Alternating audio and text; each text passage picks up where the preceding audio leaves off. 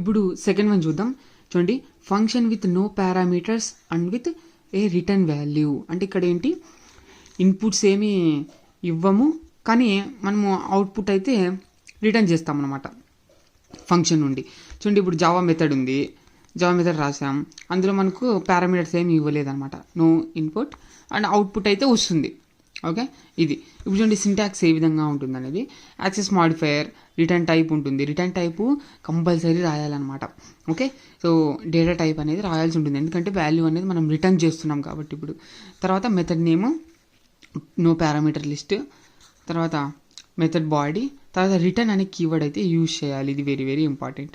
Return అనే keyword use చేయాలి. తర్వాత వాల్యూ అనేది పక్కన రాయాలి, మీరు ఏదైతే రిటర్న్ చేయాలనుకుంటున్నారో ఆ వాల్యూ. ఓకే, ఇక్కడ మీరు ఎక్స్ప్రెషన్ రాయొచ్చు. ఓకే, ఎక్స్ప్రెషన్ రాయొచ్చు, వాల్యూ రాయొచ్చు, ఆ విధంగా అనమాట. రాసినారంటే దాన్ని బట్టి మీకు వచ్చేస్తుంది, వాల్యూ అనేది రిటర్న్ అయిపోతుంది. అంటే టోటల్గా ఈ మెథడ్ నుంచి వాల్యూ అనేది వస్తుందన్నమాట.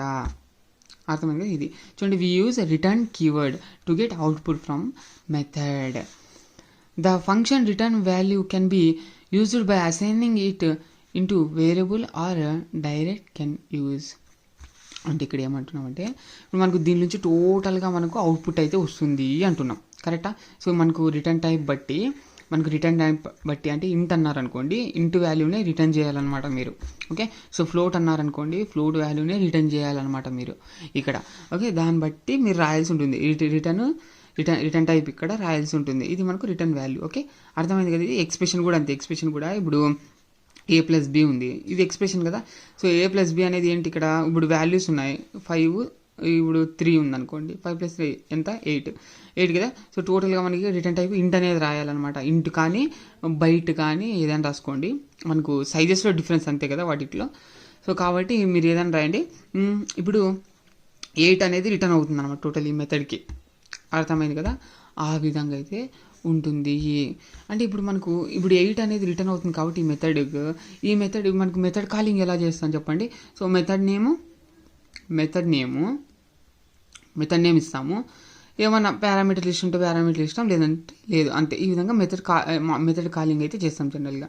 సో ఇప్పుడు మనకు మెథడ్ నుంచి అవుట్పుట్ వస్తుంది కాబట్టి దీన్ని మనకు ఒక వేరియబుల్ కూడా అసైన్ చేయొచ్చు. ఇప్పుడు ఇంటూ సి. ఓకే, ఈ విధంగా ఇక్కడ మనకు కాలింగ్ చేస్తున్నాము, అదేవిధంగా మనకు రిటర్న్ అవుతున్న వాల్యూని ఒక వేరియబుల్కి అయితే అసైన్ చేయడం జరుగుతుంది. అర్థమైంది కదా. ఇది వెరీ వెరీ ఇంపార్టెంట్. ఈ విధంగా ఇక్కడ రిటర్న్ టైప్ బట్టి ఎంత వాల్యూ అయితే రిటర్న్ చేస్తుందో దాన్ని బట్టి ఇక్కడ డేటా టైప్ అయితే ఉండాల్సి ఉంటుంది, సేమ్గా ఉండాలి. అర్థమైంది కదా, అదే ఇక్కడ చెప్తున్నాం అనమాట. మనకు ఈ విధంగా ఫంక్షన్ కాలింగ్ చేస్తూ ఒక మెథడ్ రిటర్న్ చేస్తుందంటే వాల్యూ, ఫంక్షన్ కాలింగ్ చేసినప్పుడు ఒక వేరియబుల్కి అసైన్ చేయొచ్చు, అంటే ఆ వేరియబుల్లో స్టోర్ చేయొచ్చు అనమాట వాల్యూ. అంటే ఇక్కడ 8 అనే వాల్యూ సిలో ఉంటుందని మీనింగ్ ఇక్కడ. అర్థమైంది కదా మీకు. ఈ విధంగా అయితే చేసుకోవచ్చు, లేదా మీరు డైరెక్ట్ కూడా కాల్ చేసుకోవచ్చు. ఇదంతా మీరు అవసరం లేదనుకున్నా కూడా డైరెక్ట్ కాల్ చేసుకోవచ్చు, లేకుంటే ప్రింట్ కూడా చేసుకోవచ్చు డైరెక్ట్. ఓకే, system.out.println ఆఫ్ అని పెట్టేసి ఈ విధంగా మీరు డైరెక్ట్ కూడా చేసుకోవచ్చు అనమాట. ఎందుకు ఇలా చెప్తున్నానంటే, మనకి ఏదైనా కానీ వాల్యూని రిటర్న్ చేస్తుంది అన్నప్పుడు మనం దాన్ని ఉపయోగించుకోవచ్చు అనమాట. అంటే వేరియబుల్లో స్టోర్ చేయడం కానీ, ఓకే, సో ప్రింట్ చేయడం కానీ, అర్థమైంది కదా. సో ప్రింట్ చేయడం కానీ చేయొచ్చు అనమాట. అంటే ఇప్పుడు మనకు వాల్యూ వస్తుంది కాబట్టి మనం ఆ వాల్యూని ప్రింట్ చేస్తున్నాం ఇక్కడ. ఇది వెరీ వెరీ ఇంపార్టెంట్. ఈ 2 పాయింట్స్ ఇంపార్టెంట్. వేరియబుల్లో స్టోర్ చేయొచ్చు, అదేవిధంగా యూజ్ చేసుకోవచ్చు, ప్రింట్ చేసుకోవచ్చు అనమాట.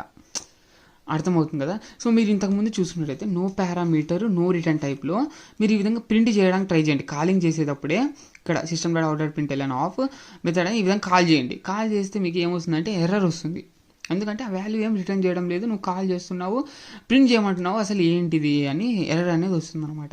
ఒక వాల్యూ రిటర్న్ చేస్తున్నప్పుడు అది ఏదైనా సరే, ఓకే, మెథడ్ కానీ వేరియబుల్ కానీ ఏదైనా సరే దాన్ని మనం ప్రింట్ చేసుకోవచ్చు. ఓకే, యూజ్ చేసుకోవచ్చు కదా. ఇక్కడ కూడా అంతే. ఇక్కడ చూడండి, ఇక్కడ వేరియబుల్కి అయితే అసైన్ అయితే చేయడం జరిగింది. ఆ విధంగా అనమాట. అర్థమైంది. ఈ 2 పాయింట్స్ వెరీ వెరీ ఇంపార్టెంట్. ఇప్పుడు చూడండి, ఒక ఎగ్జాంపుల్ చూసి మీకు క్లారిటీ వస్తుంది. చూడండి, పబ్లిక్ ఇంట్ అనేది రిటర్న్ టైప్. ఇక్కడ నో నేమ్ అని, నంబర్ ఆఫ్ నేమ్ అని ఇచ్చేసి, ఇక్కడ ఏదైనా తీసుకోండి. ఇక్కడ మెథడ్ నేమ్ అనేది దీంట్లో టైప్స్ ఉన్నాయి, అంటే ఏ విధంగా రాయాలి అనేసి. ఓకే, అది డిస్కస్ చేస్తాను నెక్స్ట్ వీడియోలో. ఈ మెథడ్స్ అంతా అయిపోయి, ఓకే, సో ఎలా రాయాలి, మెథడ్ నేమ్ ఎలా రాయాలి అనేది మళ్ళీ డిస్కస్ చేస్తాం మనము. వేరియబుల్ ఫాలో అవ్వాలి, వేరియబుల్